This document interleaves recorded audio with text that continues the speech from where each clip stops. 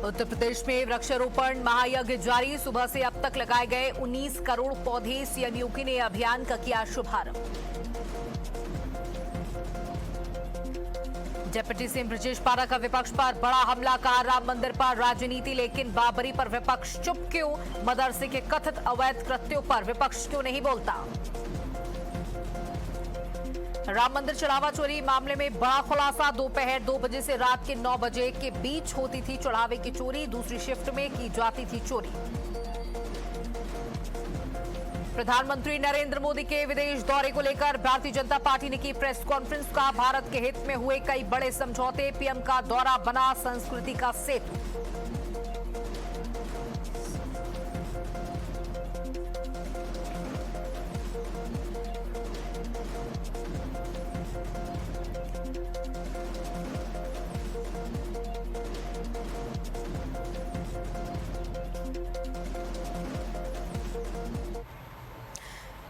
तो चलिए बुलेटिन की शुरुआत करेंगे बड़ी खबर के साथ, जहां 20 तारीख से शुरू हो रहा है संसद का मानसून सत्र। बता दें कि 20 तारीख से शुरू हो रहा है संसद का मानसून सत्र। ये जानकारी आप तक पहुंचा रहे हैं, जहां मानसून सत्र से पहले सर्वदलीय बैठक होगी। 19 जुलाई को सुबह 11 बजे सर्वदलीय बैठक होगी। 20 जुलाई से संसद का मानसून सत्र होगा शुरू। मानसून सत्र से पहले सर्वदलीय बैठक होगी।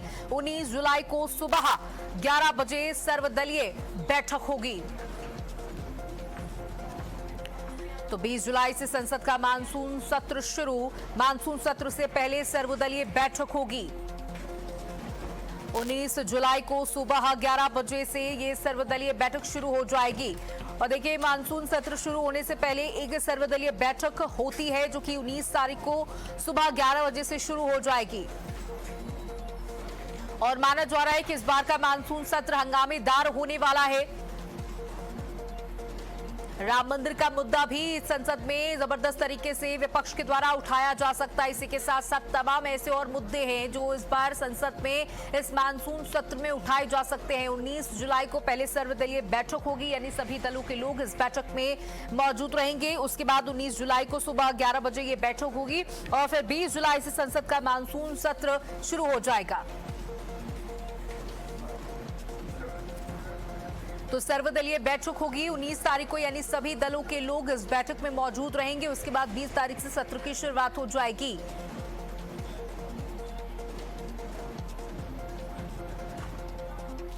तो माना जा रहा है कि इस मानसून सत्र में तमाम उन मुद्दों को विपक्ष उठा सकता है, जिसको लगातार विपक्ष भारतीय जनता पार्टी को घेरने के लिए उठा रहा था। सवाल किए जा सकते हैं, तमाम सवाल किए जा सकते हैं और सर्वदलीय बैठक बुलाई गई है। देखना होगा इसमें कौन कौन से दल शामिल होते हैं और संसद में किस तरीके के सवाल जवाब होते हैं, किन मुद्दों को उठाया जाता है और संसद में कार्रवाई कितनी गर्म होती है। देखना होगा। 20 जुलाई से संसद का मानसून सत्र शुरू हो रहा है।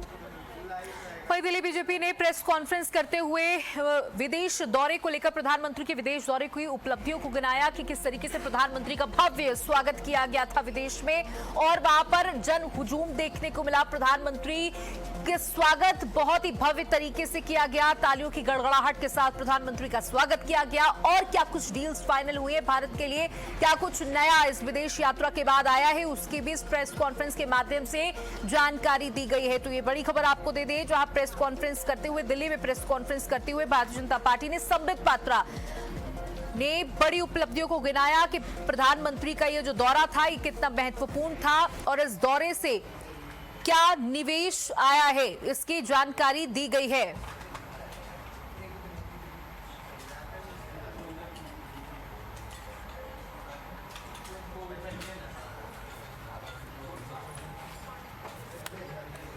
तो तो बता दें कि प्रधानमंत्री मोदी के विदेश दौरे की उपलब्धियों पर प्रेस कॉन्फ्रेंस। पीएम मोदी के विदेश दौरे से भारत को कई फायदे। इंडो पैसिफिक क्षेत्र में भारत की भूमिका और मजबूत होगी। रक्षा, समुद्री सहयोग और महत्वपूर्ण खनिजों पर साझेदारी बढ़ी है। ऊर्जा सुरक्षा, निवेश और आर्थिक सहयोग को नई रफ्तार मिली है। हिंद महासागर में सामरिक शक्ति के रूप में उभरे हैं। प्रधानमंत्री मोदी के विदेश दौरे से कई लाभ मिले। संबित पात्रा ने प्रेस कॉन्फ्रेंस करते हुए ये बड़ी जानकारी साझा की है। बताया कि किस किस क्षेत्र में भारत को नई उपलब्धि मिली है, कौन कौन सी डील साइन हुई है। प्रधानमंत्री के इस दौरे से इंडो पैसिफिक क्षेत्र में भारत की भूमिका और मजबूत हुई है। देखिए, विपक्ष लगातार सवाल ये उठाता रहता है कि प्रधानमंत्री विदेश के दौरे पर है, लेकिन भारत को इन दौरों से मिल क्या रहा है। तो बाकायदा प्रेस कॉन्फ्रेंस करते हुए संबित पात्रा ने ये बड़ी जानकारियां दी कि ऊर्जा सुरक्षा, निवेश और आर्थिक सहयोग को एक नई रफ्तार इस दौरे के बाद मिली है। ऊर्जा सुरक्षा, निवेश और आर्थिक सहयोग की रफ्तार हुई है। रक्षा, समुद्री सहयोग और महत्वपूर्ण खनिजों पर भी साझेदारी बढ़ी है। इंडो पैसिफिक क्षेत्र में भारत की भूमिका और ज्यादा मजबूत हुई है। तो प्रधानमंत्री के विदेश दौरे से कई बड़े लाभ प्राप्त हुए हैं भारत को। इसकी जानकारी संबित पात्रा ने दी।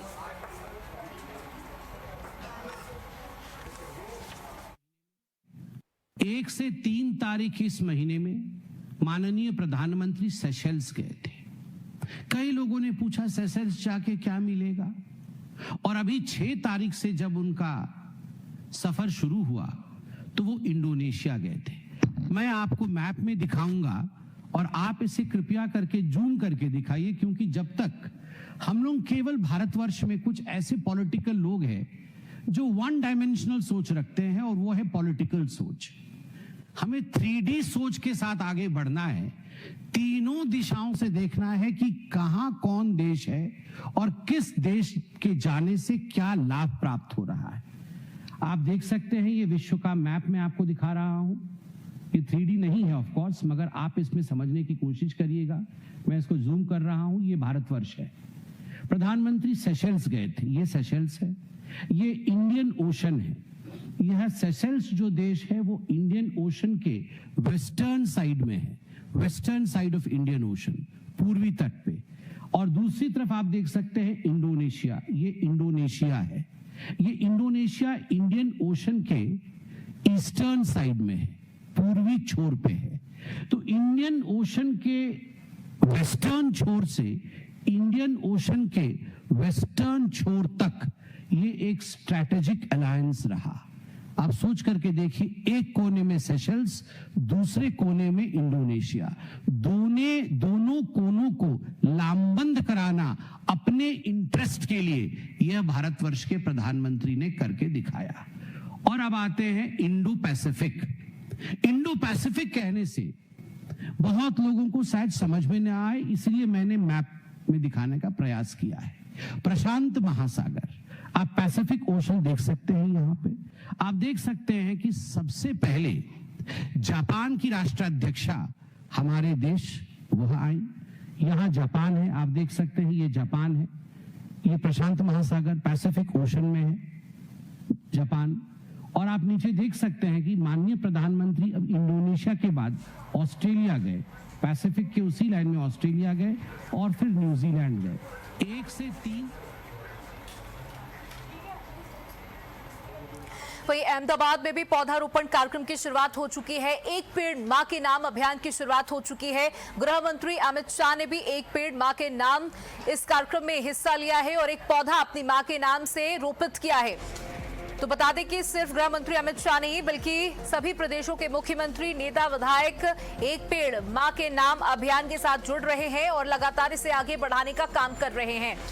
तो बता दें कि गृह मंत्री अमित शाह ने घाटलोदिया में वृक्षारोपण किया है अपनी मां के नाम से और जनता से अपील की गई है कि अपना एक पौधा अपनी मां के नाम से रोपित करें, जिससे पर्यावरण को सुरक्षित किया जा सकेगा, साथ ही मां को सम्मान भी दिया जाएगा।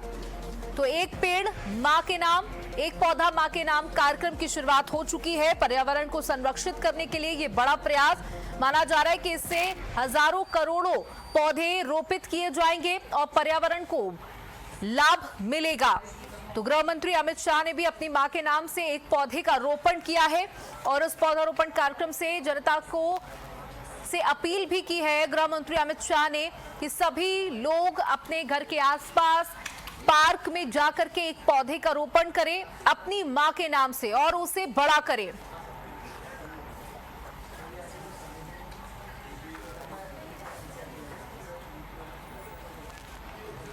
तो गृह मंत्री अमित शाह ने पौधारोपण किया है और इस अभियान की शुरुआत की गई है। गृह मंत्री अमित शाह ने की अभियान की शुरुआत।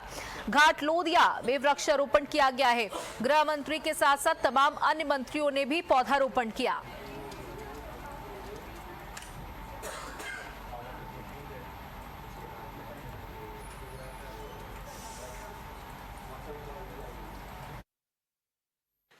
અને અમદાવાદ શહેરમાં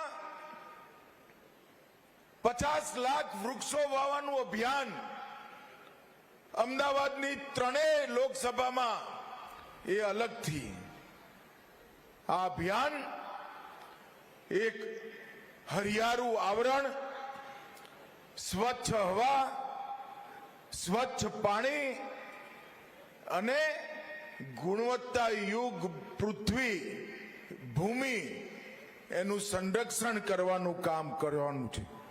મિત્રો, આજે હું અહીંયા આવ્યો છું ત્યારે થોડા સમય પહેલા મેં આ વિચાર મૂક્યો, કોઈએ હાય ના પાડી, કોઈએ નાય ના પાડી। હર્ષભાઈ હતા મીટિંગમાં, હા એટલા માટે ના પાડી કે બધાને લાગતું હતું આ થશે નહીં, અને ના એટલા માટે ના પાડી કે અમિત શાહને ના ક્યાં પાડી।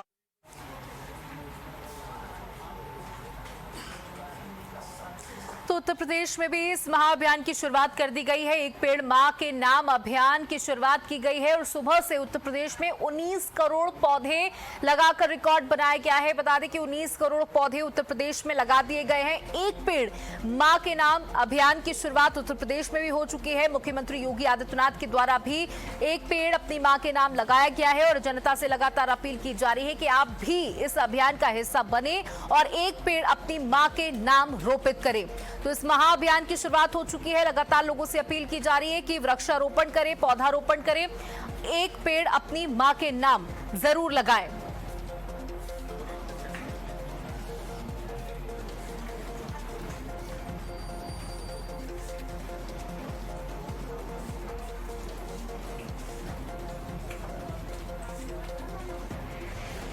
तो उत्तर प्रदेश में वृक्षारोपण महायज्ञ जारी। सुबह से अब तक 19 करोड़ पौधे लगाए गए। प्रदेश में उत्साह के साथ पौधे लगाए जा रहे हैं। सीएम ने पौधारोपण महायज्ञ का शुभारंभ किया। आज पूरे प्रदेश में लगाए जाएंगे 35 करोड़ पौधे। शाम 6 बजे तक लगाए जाएंगे 35 करोड़ पौधे।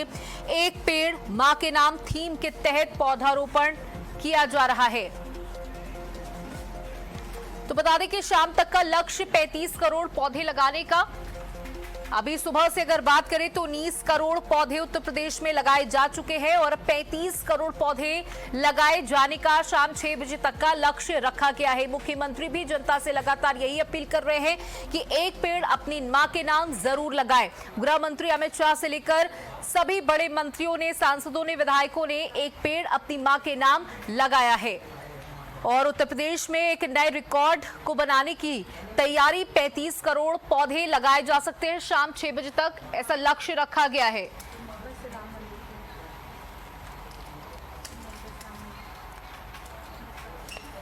तो शाम 6 बजे तक लगाए जाएंगे 35 करोड़ पौधे। एक पेड़ अपनी मां के नाम कार्यक्रम की शुरुआत हो चुकी है। मुख्यमंत्री योगी आदित्यनाथ ने भी अपनी मां के नाम से एक पौधा लगाया है और लोगों से ये अपील की गई है कि एक पेड़ अपनी मां के नाम जरूर लगाएं।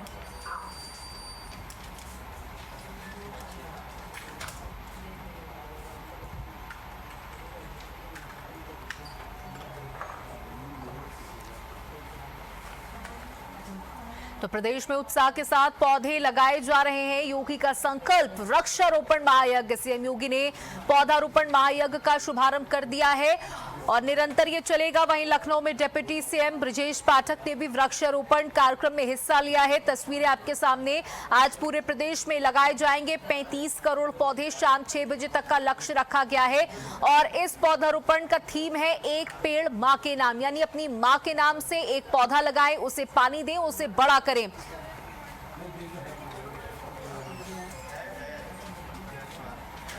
एक पेड़ मां के नाम।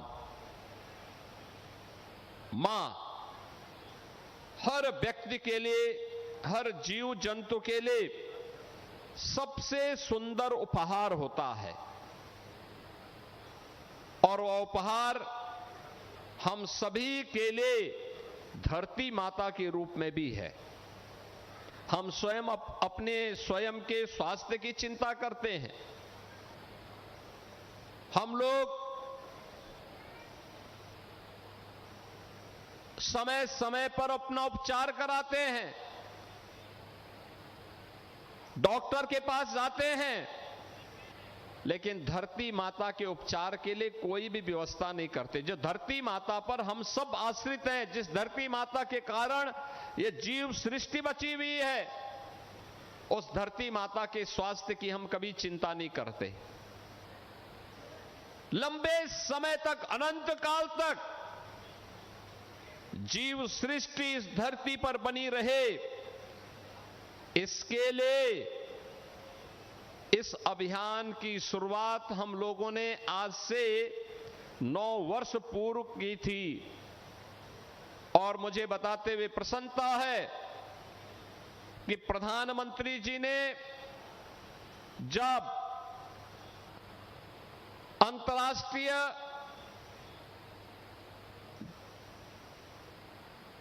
पांच जून को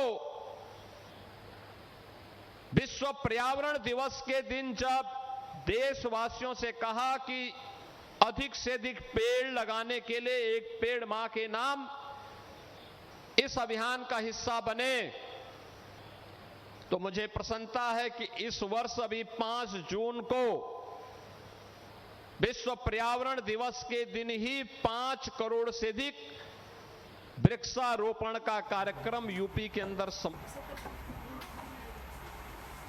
वहीं मुरादाबाद में भी कैबिनेट मंत्री ने वृक्षारोपण किया। एक पेड़ अपनी मां के नाम कार्यक्रम के तहत, अभियान के तहत उन्होंने भी वृक्षारोपण किया, पौधारोपण किया और वहां पर मौजूद सभी लोगों ने एक एक पौधे अपनी मां के नाम से रोपित किए। और बताते चले कि मंत्री का कहना था कि आप भी अपनी मां के नाम से एक पौधे का रोपण जरूर करें। तो मुरादाबाद में उत्तर प्रदेश सरकार के कैबिनेट मंत्री चौधरी भूपेंद्र सिंह ने गुरु जम्बेश्वर यूनिवर्सिटी में वृक्षारोपण महायज्ञ के तहत पौधारोपण किया। उन्होंने कहा, प्रधानमंत्री नरेंद्र मोदी के एक पेड़ मां के नाम अभियान के तहत उत्तर प्रदेश में 35 करोड़ पौधे लगाने का लक्ष्य रखा गया है। मुरादाबाद जिले में 27 विभागों और संस्थाओं के सहयोग से 24 लाख पौधे लगाए जाएंगे। मंत्री ने पौधों के संरक्षण पर भी जोर दिया। इस दौरान उन्होंने समाजवादी पार्टी पर राजनीतिक आरोप लगाते हुए सरकार की नीतियों और परंपराओं को लेकर बयान दिया।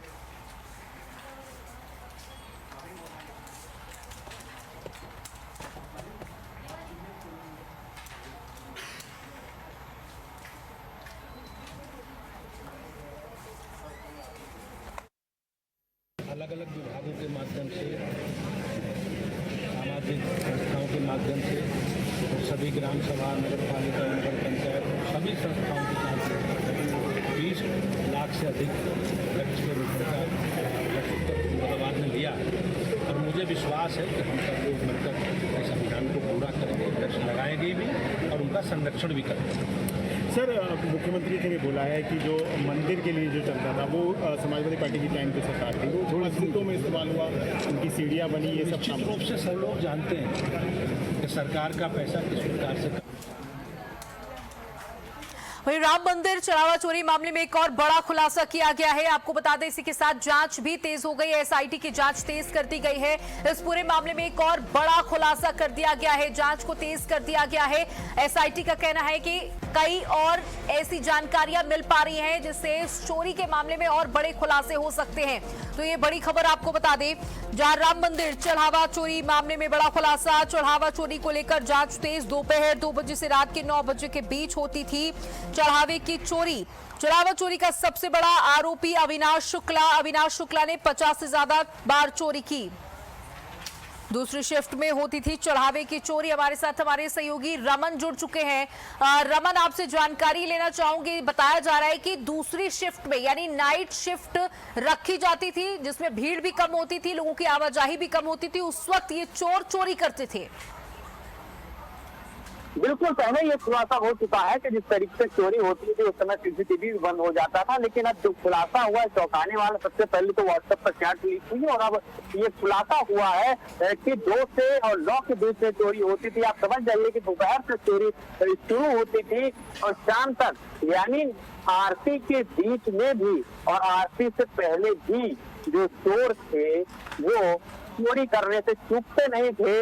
उन्हें कोई डर नहीं था। वो दूसरों को कहते थे कि आप भगवान के दरबार में आए हैं, लेकिन वो खुद दान पात से पैसा निकालते थे और उसको मैनेजमेंट से लगाते थे। यही नहीं, सुबह ही प्लानिंग बन जाती थी कि कैसे आज चोरी करनी है, पैसा कैसे निकालना है, पैसा कहाँ पे, किस रास्ते से, किस गाड़ी से जाएगा।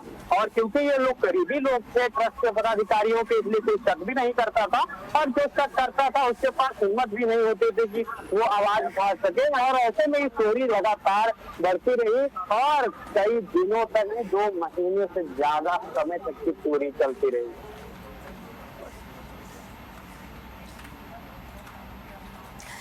बिल्कुल रमन, देखिए अविनाश शुक्ला को एक मुख्य आरोपी के तौर पर बताया जा रहा है कि 50 से ज्यादा बार उसके द्वारा चोरी की गई है। पहले सबसे पहले टिड्डू यादव चला और अविनाश शुक्ला नाम चला। अविनाश का नाम तेजी से इसलिए चल रहा है कि अविनाश जो है उसको वो पैसे को निकलवाता था और किस तरीके से, किस साधन से निकलेगा पैसा, उसकी व्यवस्था को देखता था।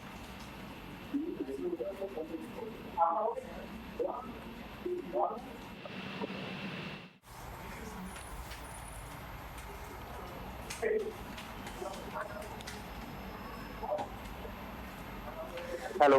बिल्कुल रमन, देखिए जैसे कि आपने भी जानकारी दी कि अविनाश जो है वो एक मुख्य आरोपी के तौर पर सामने आ रहा है, और किन किन लोगों पर गाज गिर सकती है, कोई जानकारी इसकी? देखिए, गाज 8 लोगों पर गिरेगी और इसके साथ में अन्य लोगों पर भी गिरेगी जो इस पूरे चैनल में शामिल थे। लेकिन जो ये 8 लोग थे, अनुकल्प मिश्रा, अविनाश, टिन्नू यादव, मनीष यादव, इन लोगों पर जो कार्रवाई है वो सबसे पहले होगी और उसके बाद में जो लोग इनके सहयोगी थे, अभी एसआईटी रिपोर्ट आएगी, जिसका नाम होगा उस पर कार्रवाई होगी। तो सरकार और प्रशासन पहले से ही अलर्ट है और सबको निर्देश दे दिया है कि चाहे जो भी आरोपी हो बचेगा नहीं। जी, बहुत बहुत शुक्रिया रमन हमारे साथ जुड़ने